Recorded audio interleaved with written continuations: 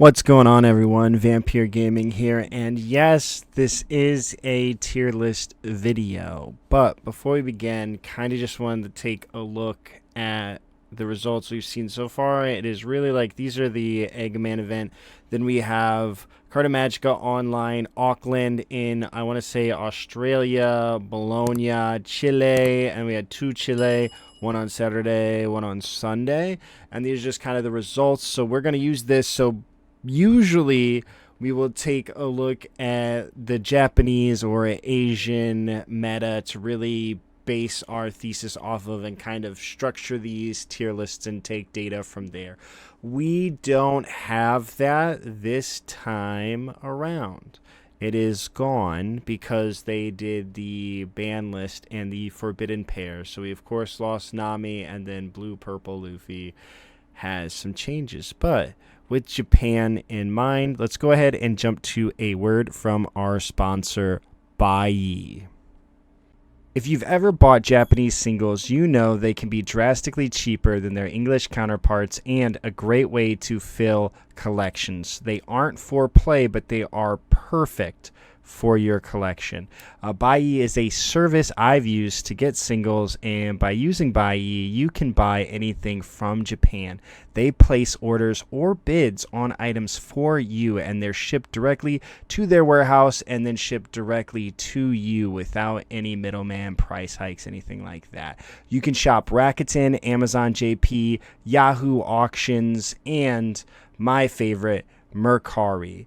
If you're looking for cheap Don, exclusive promos, or just economical options for some of your favorite cards, this is a great option for you. They have over a dozen shipping methods, and if you want to get 10% off of your purchase up to 5,000 yen, you can use the link in the video description to sign up, and you can save 10% up to 5,000 yen on any purchase you make. And let's get back to the video. All right, let's go ahead and jump into the tier list. Huge shout out to Buyee for sponsoring this video. But let's go ahead. So every time we add new leaders, we do have ST22 Newgate. This is OP12. As we kind of go through, I will talk through any potential leaders who are impacted by PRB and how that may impact, because it kind of creates a new meta shift with like green, purple, Luffy, and things like that, who is of course right here. But we'll go and start off Magellan. So funny enough, I'll put Magellan at 3. I think Magellan is one of the most underrated leaders. Like, he has so much potential because you have the removal of blue and the ramp of purple, and his effect should be built-in ramp, which should be good, especially with cards like Little Sadie. But I feel like he's shown up twice in Asia before, but never really in the States. And then of course it takes a high level commitment, but I think this deck actually has legs. I think there's potential. Of course Magellan is a incredibly strong card, and then being able to, if needed, bounce back your Magellan just to continually take away your opponent's curve, while at the detriment of your own body. You do have a little bit of synergy there, so I really like this leader. Kyros, I'm actually gonna put Kyros at 2. I think Kyros is definitely no Saka. Actually, I think Kyros has to go here. Just because Sakazuki. I think Sakazuki is incredibly good. I think this leader is built in just destruction, so you need 0 cards to remove cards. You just need cards to facilitate minus, which can continually generate value. I think the biggest thing is he has no actual Dressrosa synergy, in my opinion, and I think that's his biggest downfall. Because the best cards there only work for Rebecca. If Toy Soldier worked for him, I think this leader is incredibly just buffed. But he doesn't. He only works for Rebecca. And so the fact you don't get to do the loop with him and the -4 character, I think really holds him back. Green Purple Luffy. I'm going to put Green Purple Luffy at 1.5 or an A-. This leader is incredibly strong. He essentially allows you to take 2 turns in the early game, plus having a 5/7 vanilla, which is the strongest stat in the game, in my opinion. Just being able to swing 7 organically is the strongest thing, especially on 5. There are a lot of cards with 7/7 that are good. This card has 5/7 that lets you draw a card in late game and then gives you extra Dawn. So when you do -2 and you have 2, you get 4 extra Dawn to work with, which is just unheard of and is literally like letting you get another body. So even in the mid game, you're able to make multiple turns or even do a full turn because you played 6, then you got 4 back. So big fan of this. He gets better in PRB. You get a new Nami Searcher that has trigger and lets you play the card. I believe it lets you play out the card so you can gain a body plus do a search that is better than when you're at C. So it adds a lot more consistency, but also adds it through a body. Body does cost 2, but again, you have that trigger. Zoro, I'm actually going to put Zoro at 1.5 as well. I think Zoro's like bottom range between, like at the end of this. Zoro is, of course, the quote subpar aggro deck, but in the same right could have the same benefits from the same package Rayleigh does. Minus, of course, you know, the little bonus you get for the 2-cost events. But you have a new package you can add to this leader. And you, of course, still have the animal package if that works for you, or even just like classic Zoro. But aggro is doing incredibly well right now overall. So I think this leader is slightly underrated. Again, I think it's absolute bottom of this section, but I wouldn't count this out. Now, Red Green Law, I'm going to put it at 2. If you're Skepis G, I'm going to put it right here because he's the law guy. But if not, if you're anybody else, I'll put it at tier 2. Again, a lot of really powerful cards kind of being added that let you go wide, plus Dead Man's Game, or what is it, 9 sword style, Demon Aura 9 sword style, 9 sword style, Ashura, Blades Drawn Dead Man Game, maybe. Anyways, you get a lot more cards in the toolbox with this, and I think it really helps boost him. I'm also going to put Red Green Luffy here. I think maybe even like, maybe here, but I think these are like incredibly underrated. I think they both have very impactful effects, and being able to re-swing can give you so much tempo. You've got cards like Cavendish. You've got Mihawk now. Mihawk being an 8-cost that gives you 4 Dawn back. I feel like, you know, just that as a whole rises the green color. I feel like it's really good. Odin, I'm going to put Odin at Cope, but someone actually did well with this leader. I don't remember if it was one of the off-meta events or just a genuine event. I'm going to put Dofi at 1.5 for the same argument of Zoro. I think Blue beats Rayleigh. Blue beats Rayleigh. I think he just organically loses to most blue decks, which is funny when we get to Whitebeard Newgate. Like, he's not really like, oh, he's the least blue deck, so he loses to all blue decks. But you have aggro, and you've got blue, and you've got pudding. So I really like Doflamingo, and I think he's underrated. I think he's above Zoro, but I think he's at the bottom of this range. But I think, you know, if a well-seasoned Dofi player decided to do it, I think I wouldn't be surprised to see a Dofi in a top 32 pie. And again, kind of just reference here, you can kind of see, you know, I've made the joke, welcome to the jungle, but we see Calgara, we see Vegapunk, we see Smoker, we see BY Nami. Like, there's so much opportunity out there right now.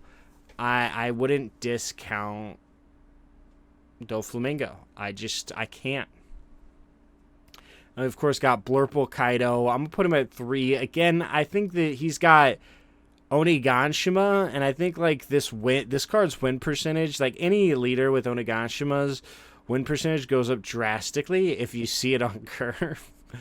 But there's no real blue support here besides generic blue cards, which are really good cards, but I just don't think, I think he lacks the synergy.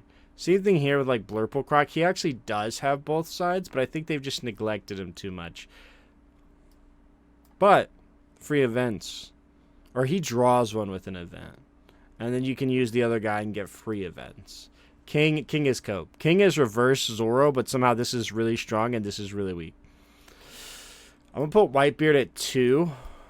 I think Rayleigh is going to give him problems because he has unblockable and can do double unblockable.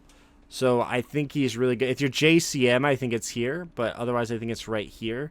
I think he's pretty solid into everything that's not like Zoro and Rayleigh. Zoro, of course, being able to clear your board, which is the number one thing you want to protect, but then they get to smack your face. Normally it's like one or the other, but when they get to do both, they get double the value, and you lose double the cards if you want to protect. You're obviously going to take the hit to the face, but it's going to be expensive to save your character. And we play smaller end characters. So, Garp is cope. I still really like Garp too. I think he's incredibly underrated. He has the best minus ability in the game, but the red just lacks the synergy, so it feels like he should just be a red deck. And then even the Kobe support completely contradicts the point of his ability, which is where my cope comes in. Kinemon, a lot of green cards that are just really generically good. And because of that, it's very hard to kind of put this here. Because it's like in any green deck in reality is good because they have a lot of very fair cards, but it's slowly like tipping and tipping and tipping. They're seeing how far the green well can go, in my opinion. Then we've got Sanji. This leader actually was one of my favorite leaders back in the day, and I played it a few times at locals. I think he has legs, black legs to be specific. Again, the cool thing here is when you play vanillas, you get 2 back, so you can even do like Mihawk into playing out a 4/6 vanilla to getting 2 Dawn back and like using that to swing or what have you. I think if this leader was 5 life, he'd be good. Ivankov, I'm also going to put Ivankov at Cope. Shout out Minhooty's top 32 deck list, top 64. I don't remember what it was, but it wasn't real. Ya phony. But Ivankov just really wants to play slim and is incredibly susceptible to any deck with removal. Because once you kind of get to draw 4 cards, but if they can command more than 4 cards every turn, you're just in a very bad place. And you have to be able to get rid of them all at the same time as well. And then we go Magellan. I'm going to put Magellan at 3. I think he is still pretty decent overall. Just because, he's a 6. He's got the good purple stuff. And then he's got Magellan's, right? Magellan's never bad. And I think just throwing people off their curve, essentially like kind of like time walking. But he doesn't have the built-in ramp and those things you want to see. We go Zephyr Cope. This one also, he's got such a good ability, but it's so expensive.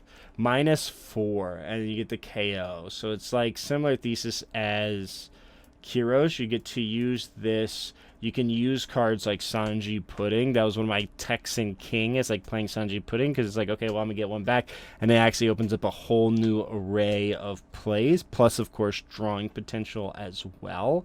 So overall, big fan there. Odin, I'm going to put Odin at 2. Odin, of course, being able to become a 6K leader in a meta where decks want to swing 5. Again, I kind of think the Zoro holds a lot of people back because you get a 5/7, which is incredibly helpful because you get to play your 5/7, but then they get to go 9 at it. You're force protected, then you take the life. And just trying to pressure that body that Odin ever so needs to be a 6K leader swinging 7. I think creates some challenges, but you of course have Rayleigh again that likes to do the 5 pokes, and you can kind of take that away and command a little bit more.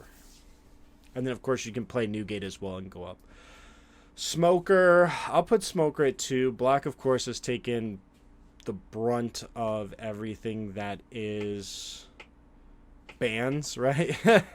They just take away all those good minus cards. You of course have Tashigi, which can get rid of another Tashigi that would rest that and swing at it. So Tashigi being just an incredibly powerful card. Outside of that, you have Lucci and Sokka, which are just arguably better. So I think this is the worst deck in this.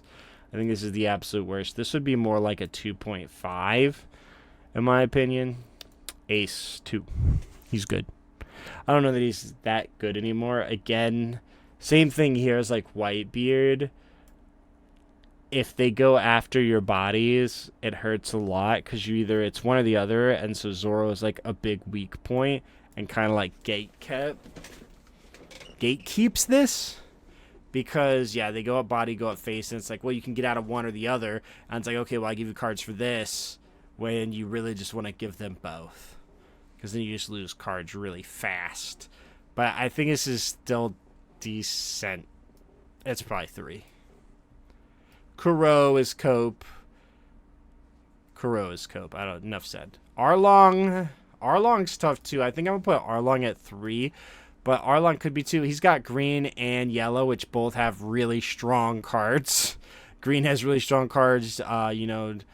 Demon Aura, 9 Sword Style, Blades Drawn, Dead Man's Game is a great card. And then you also have like the Red Hawk and just triggers you can play out. A whole array of cards at his disposal. And the only downfall is he plays them out of hand, whereas like Doflamingo has 1 extra life and plays them off the top of your deck. That's the difference. Nami's banned. Call Judge. It used to be Sokka down here, now it's Nami. A soul for a soul. So let's talk Iceberg for a minute. I think Iceberg is literally a stronger Vegapunk. Iceberg does the exact same thing, but he can't heal, but he starts off with 5 life. In theory, Iceberg should be good.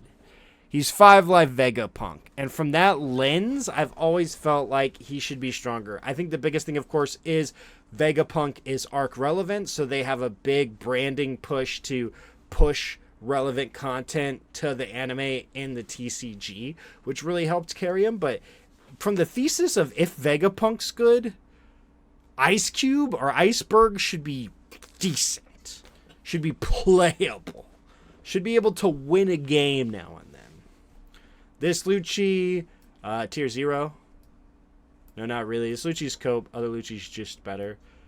Yellow and black Big Mom. Again, you have very strong yellow removal cards. And then you have black minus. But there's no real good value black minus.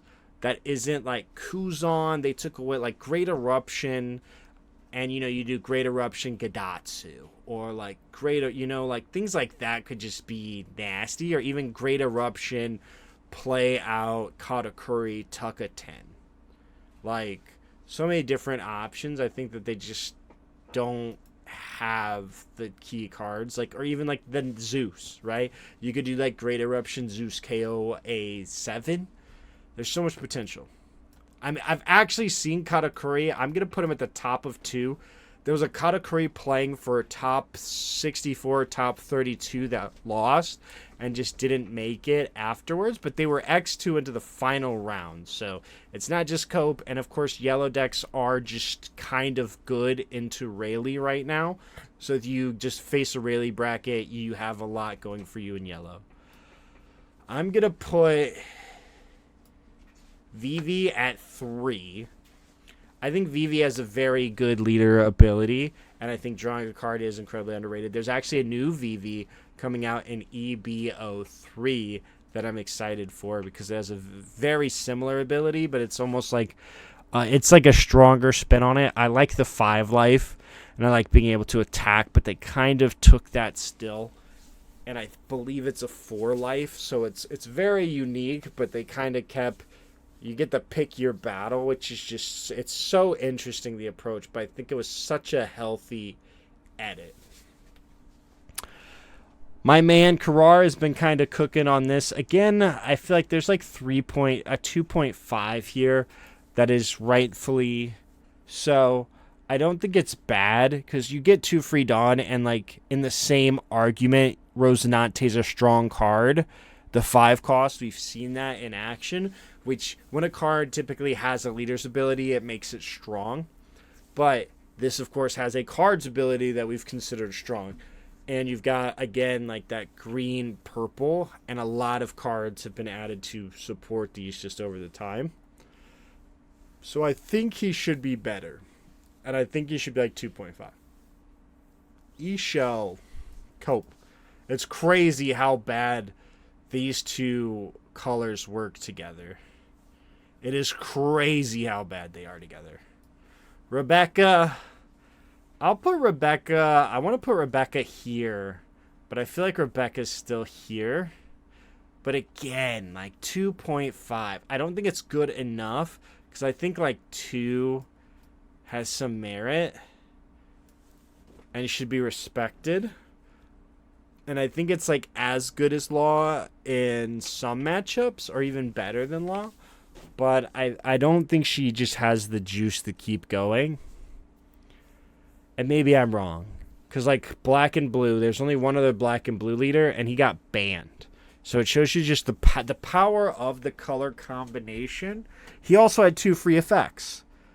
But the power of the color combination shouldn't be taken lightly. It has a lot of overlap, a lot of potential. And they've made even more support when they made Usopp. Queen, I hate Queen, but Queen probably belongs in 2. Queen has so many cards that you can use to heal and then remove and just be annoying. But I'm going to put Queen here because I don't want you guys to play him. But Queen continually, anytime it's an 8 cost, you of course get Sabo, the Sabo blocker. I think that's OP12 right now. That counts as an 8, so you can use that towards this effect as well. So continually getting buffs with, of course, yellow, but then, of course, these characters that increase their cost as well. Lakers Croc. Lakers Croc is like top of this. I think Lakers Croc is about tier 3. I think this leader has so much potential too. Again, yellow, purple, like such a strong color combination. 2 of Bandai's favorite colors historically. So I feel like they, like, you know, if you just put a bunch of good cards into a deck, in theory, it should be good. They just have better synergy with other decks that really get to abuse them. Red, Black, Sabo. I'll put him at 3. I've always been incredibly interested in this. Actually, I'm going to put it at 2. You get a free block forever, and you can save characters. I think this leader is incredibly underrated. I feel like this 2 tier is almost like underrated. I think he's underrated. That's part favoritism. I've played this leader. I tried him during Sokka format. The fact he protects from removal, which is pretty good against like Mole Pistol. Actually, it's not because it minuses your characters first, which makes them able to. But even like when they swing into a character, if you counter, you can give like a 2k, and then you can use the ability. If it's like a 3k and they swing at it, then you can counter, make it a 5, then use his ability. Bello Betty. I'm going to put Bello Betty at 1.5. I think Rayleigh is pretty good here just because we have the 1-cost event, but things like Zoro is also decent. Zoro's decent because Zoro can clean up 1 body and hit face, or even like use the event, clear up 2 bodies. They can, before you get to turn it sideways, play Tashiki's. So I don't think it's as good. I think it's like bottom of this. Bottom of 1.5. But if you dodge Zoro, I think it's really good. Then we have Rosinante. I'll put Rosinante top of 3. Rosinante overall, you know, we've seen Rosinante pop up in Asia. You know what? I'll put Rosinante at 2. We've seen Rosinante pop up in Asia.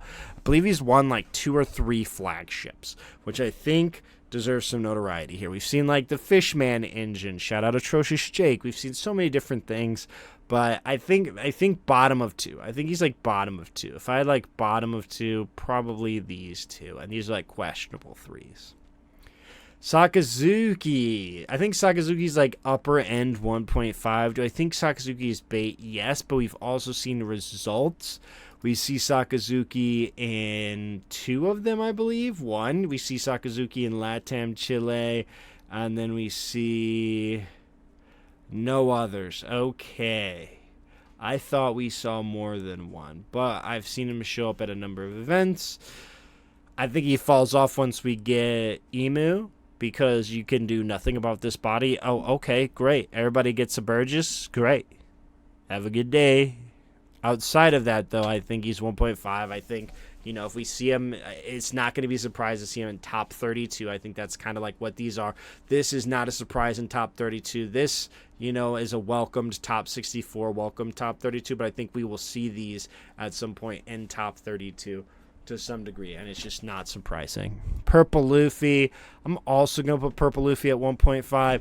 Blue Purple Luffy loses Linlin and 8 cost Katakuri, which makes this the front runner for a deck that wants to play Linlin and 8 drop Katakuri, and he can do it with built-in ramp, able to get you, you know, those turn 4 10 drop plays, essentially skipping a whole turn, being ahead of your opponent, and just having that, you know, Magellan potential. Magellan's popping off right now.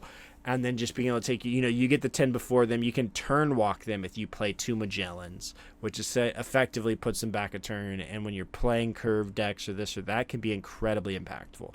I think it's 1.5, arguably 1. Anel. Ooh, gross. I'm going to go 1.5.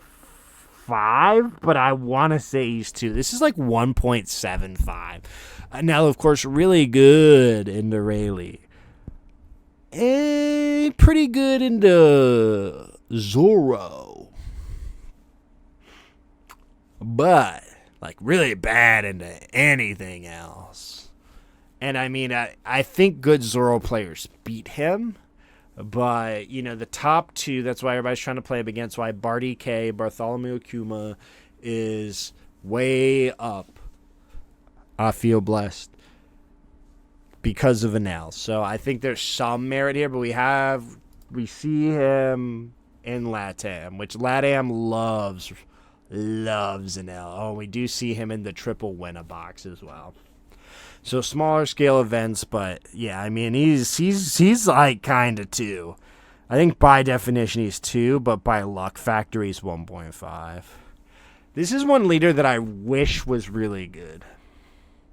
Red Purple Uda. I wish Red Purple Uda was good, and I feel like they just made this ability with the sole intent for her not to be. Because I want to say like it's minus to minus, and so you can't like play a 10 drop and just remove anything. And on that grounds, I don't like it. Hody is Cope. It's funny. The weakest card in Hody Jones is his leader.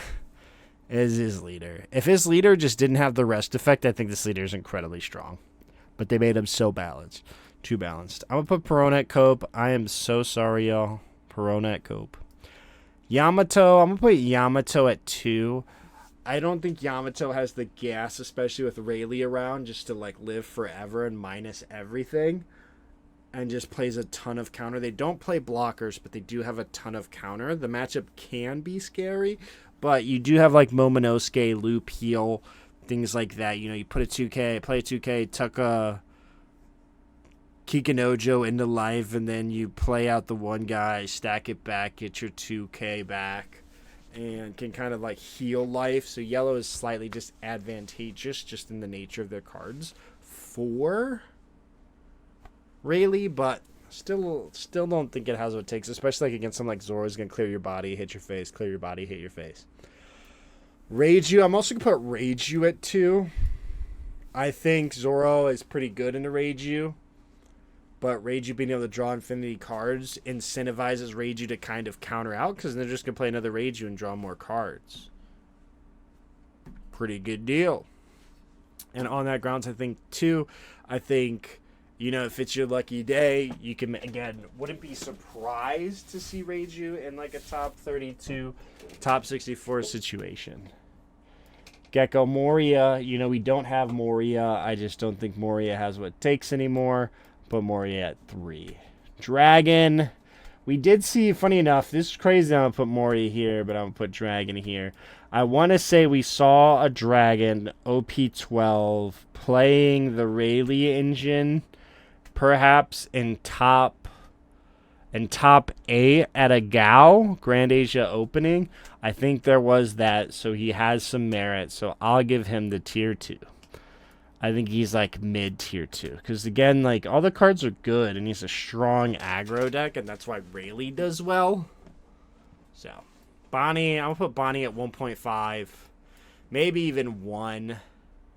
We see, again, I'll just reference it. You see a huge Bonnie here. Bonnie, Bonnie, Bonnie. So, like, Bonnie is consistently showing up.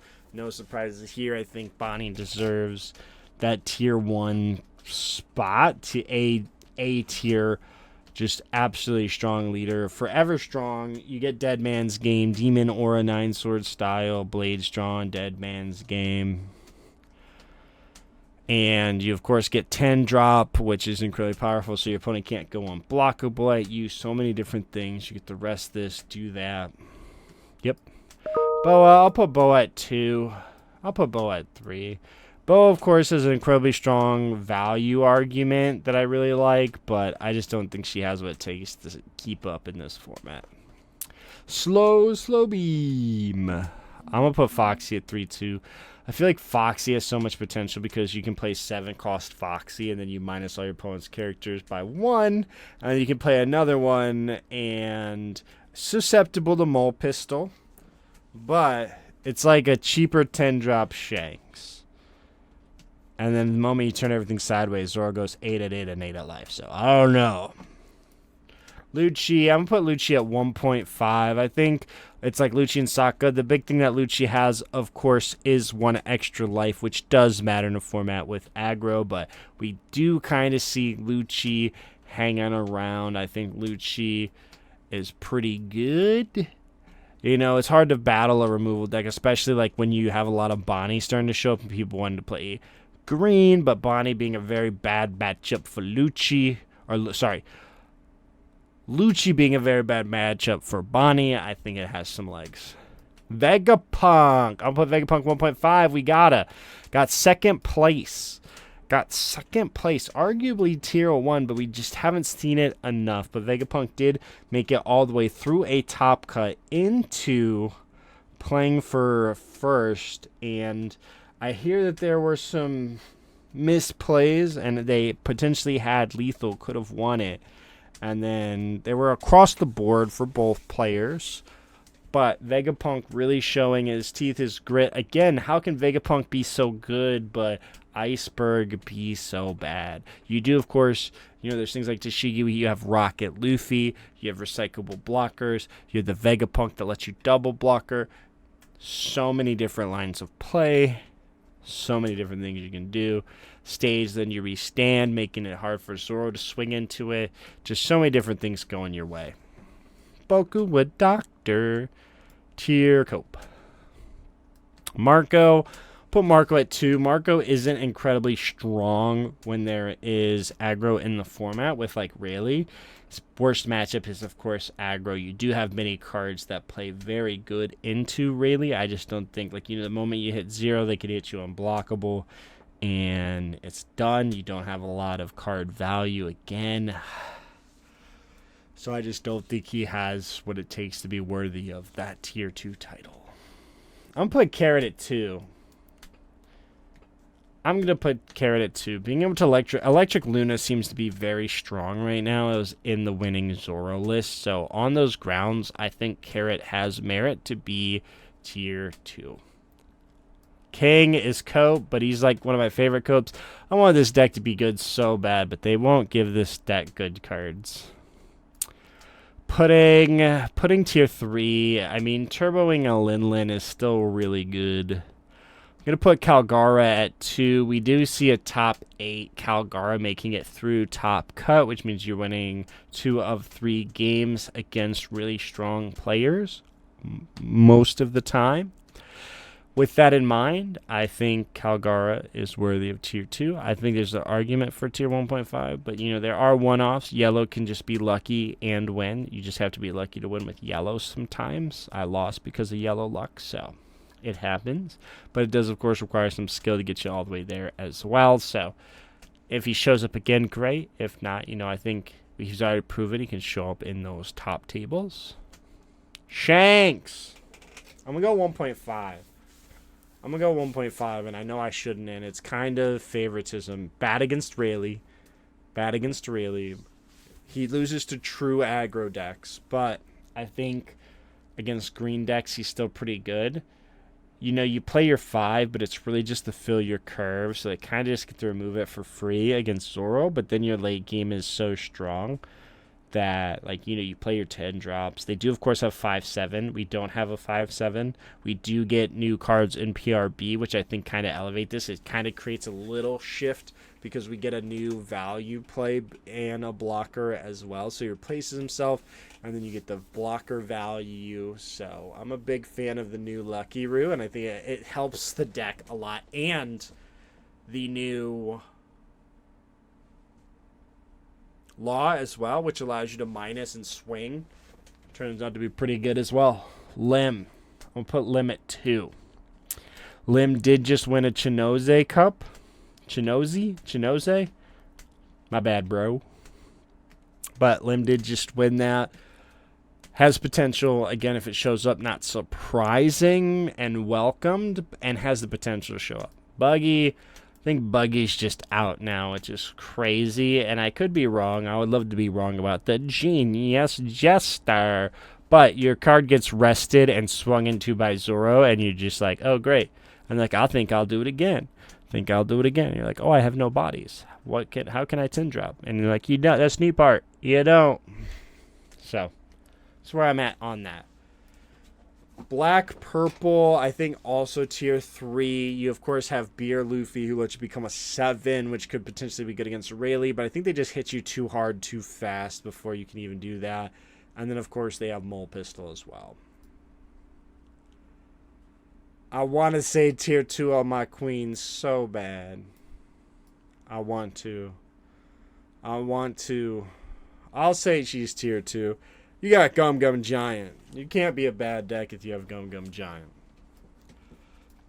Teach, I'll put it tier 1.5. I personally don't think Teach is that good into Rayleigh. Just because, you know, Teach loses the aggro. But if you see all the pieces, you can definitely put up a fight and make it a not fun time for Rayleigh. So, very indifferent on this. But then, of course, you have to make sure that they're in lethal range. So they can't just double unblockable you once you get to 1. So, again, when you're Teach, you have to stay at 2 life to be able to beat Rayleigh. Because the moment you go 1, they'll just, and you play 10 drop, they'll just unblockable.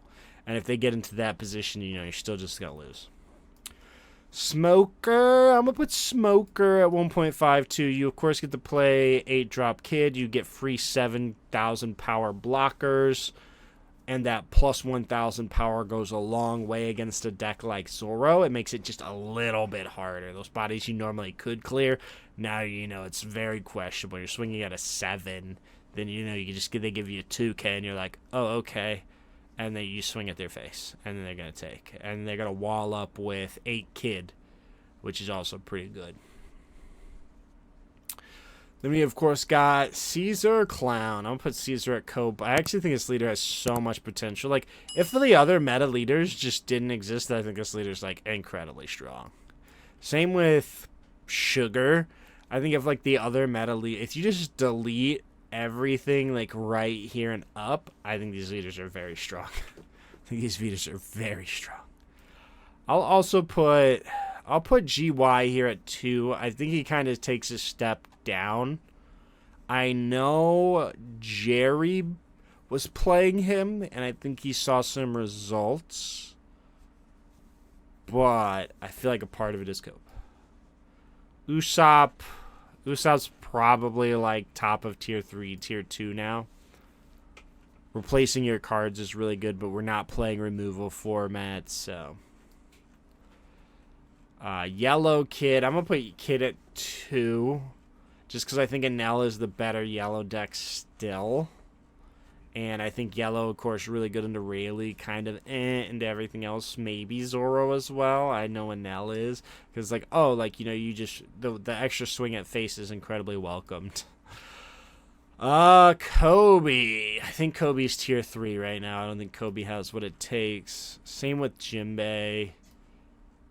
I think Shirahoshi's actually underrated. I lost to Shirahoshi. Being able to play out those bodies incredibly fast. Again, this is almost like nowhere near as good, but it's kind of like a 5 cost, you know, 5 life Vegapunk. Because she's also 5 life, that's dual color, and you have some very powerful Sea Beasts. I'm still going to put Blue Purple Luffy at 1. Blue Purple Luffy loses these, but of course, every turn he draws 2, so he literally outvalues you. going forward. So every turn going forward, you outvalue your opponent just on that alone, and he gets reward. Like, that was the problem with Linlin and Katakuri, is he allowed you to, like, everyone was playing Starve because it didn't matter. Once they hit the late game, they're just drawing 2 cards. They can heal, remove your bodies, and they turn a bunch of 9s sideways, and they get free swings with 8s. So they had to change their play style. But the thesis of drawing 2 is still very good. That's why Newgate dominated so many formats. I think there's the argument for 1.5, but I think once we actually, like, take the time to solve him, he's going to show himself as 1. BY Nami, I think, is 1.5. This card is a 7k leader. It's a taste of what Roger is at the cost of a card, but has incredible card economy and value by, 1, swinging at you and getting rewarded for it. Banish swings and pudding. Katakuri, I'll give Katakuri a 2. I think it's funny because Katakuri actually shows up at several points. I think there was 1 top 32 Katakuri at one point, just in total. And then Rayleigh is an incredibly aggressive deck with a great ability. If they have to limit the leader, it's a busted ability. End of story. If they have to put a limitations on a leader, it's a busted leader. Like, imagine you could play, this was kind of, I built a Shanks list with this in mind. I was like, well, imagine if you have,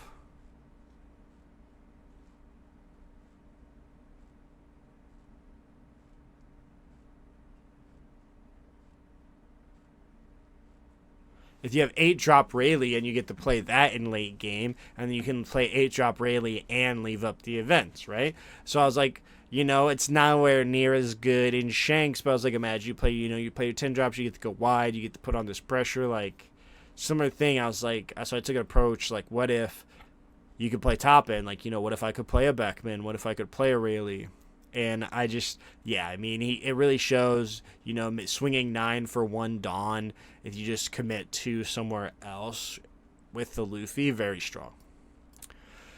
Zoro, of course, tier 1 as well. Zoro tier 1. I don't know that we technically have any, like, tier 0 or 0.5. I think they really level set and balance that. But Zoro, of course, I think Rayleigh's pretty good, but you can tech out Zoro because Green has so many toolbox cards to beat anything that might cause you problems. But yeah, hands down, like, big 4 of this format. Bluezon or Kuzan. I think Kuzan is 1.5. Kuzan doesn't lose if you see counter. Kuzan loses to his own deck by running out of cards because there's so many broken cards that suddenly replace themselves or don't cost you any value and let you cycle. Like Aramaki, incredible. But he plays a ton of bricks. Sakazuki as well, free Don, cycle a card. Literally like playing the leader. Very good. I'm going to put Sanji at the end of this. Blue-Purple Sanji. Blue-Purple Sanji has won a number of flagships in Asia. Has yet to kind of show up here from my understanding. Oh, no, we do see one in Auckland. So take that for what it is. But Blue-Purple Sanji, I think, has the most playability out of any leader. Incredibly strong. You get free Red Rack. How bad can it be? No, but seriously, I think he's really underrated. Of course, the biggest thing was like, well, Pilaf is sadly a East Blue card, and it's not a Straw Hat card, so, that's always a big conversation point. But he kind of has his own Pilaf, right? And if you really wanted to play it, you could, but lots of different ways you can kind of approach this. Blue and purple, again, like, it feels like it should be a very strong color combination. And he can play red rocks for free, for quote free. I like it. I think he's underrated, and he has Gum Gum Giant, which is a really good card. I think he's like up of this, right? I think he's very good. Rosinante Cope. This leader is so like this leader with time just gets better and better just because of the potential card pool. A lot of the card pool I feel like is like block 1, but once you get like a block 7 card in this bad boy, we might be talking. Koala, I'll put it 2. I think Koala has a lot of potential. Every deck besides Rayleigh plays high end, and you get to essentially punish them for that, and you can regenerate value as well in a similar way to Blue Yellow Nami. Cope, I don't need to say anything on that. Cope, the real leader, is actually out now. This leader is bad too. Sanji, I'll put Sanji at 3, maybe 2 because you have unblockable. But, like, again, aggro is very good, but he doesn't go wide, and Zoro's going to swing into you. Luffy, I mean, he's literally power crept. This is pre-release leader. Croc, I mean, all these leaders. Actually, I'll put Kaido at 3. I think Kaido plus Onigashima plus the ability plus, like, Sanji Pudding. There could be something there. I think it's slightly underrated. This cut is actually S tier, according to Sormil. Not actually. I wish this leader was good. I would like this leader to be good. OG Sakazuki, not good. Cope. Banned, call judge. Red, purple Luffy. I'm going to put red, purple Luffy at 2. I think he's not quite as strong as he was just because of the number of bricks. Like, he's a 6K, so it's a lot harder for Rayleigh, but I think Rayleigh just going to hit him really hard, really fast. And he can play Linlin, so he can play 8-cost Katakuri and Linlin, and he's a 6K. He just doesn't draw 2, but he lets you ramp and get an extra Dawn every turn, which is nice. Kid, I'm going to put Kid at 3. Genuinely, I think he has so much potential. Uda's Cope right now, but she gets a ton of new cards in the new set. Sanji, this card gets a new card, of course, in PRB, and actually starts to show up in Asia a bit more in OP13. I think he started to show up as well, or PRB. So it has some potential here. You, of course, get the Weevil, you get the Buckin, you get the do a whole bunch of crazy plays in this, and when there's not removal in the format, if you stick a body, this deck just pops off. Its win requirement, though, is sticking a body. Yeah, it's like tier 3. I think this is probably tier 2 if I'm being honest. 7K leader, and you can play cards for cheap. I also think, this is, well, if we put blue-yellow, I think I have to put this at 3. Blue-yellow, I think, is 2. You can still go 9K leader. Being a 7K leader with 1 life in a format is very good as well. It just keeps a lot of attacks off of you. Bait Luffy, I also think is tier 2. Honestly, I think this deck has more than people think. I'll give this, this one's a 2. This one's literally Dragon, so on the premise of Dragon, I'll put this here. I think this is at the end of 1.5. I think there's a way to build this where Newgate is incredibly good. I think Newgate is incredibly good. But let me know what you all think. What lead are you playing in OP12? And are you going to Bandai Card Fest? What will you be playing? Let me know in the comments below. And be sure to hit that subscribe button. And I'll see you all in the next one.